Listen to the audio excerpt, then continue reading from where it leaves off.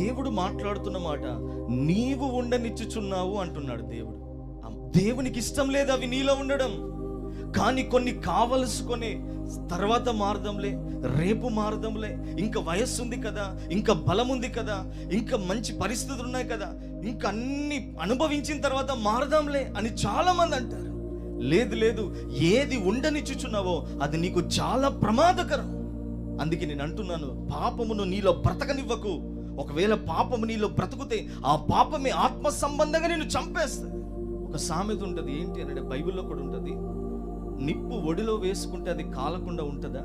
నీవు ఏ ఒక్కటి ఉండనిచ్చుచున్నావో, ఈ ఒక్క లోపం ఏం చేస్తుందిలే, ఈ ఒక్క బలహీనత ఏం చేస్తుందిలే, ఈ ఒక్క తప్పు ఏం చేస్తుందిలే, ఈ ఒక్కటి ఉంటే ఏమవుతుందిలే, మిగతా వాటన్నింటిలో బాగానే ఉన్నాను కదా అని నువ్వు అనుకుంటున్నావేమో. లేదు, దేవుడు రానై ఉన్నాడు. ఏ లోపము లేని వారే ఆయన ఎదుట నిలబడగలుగుతారు.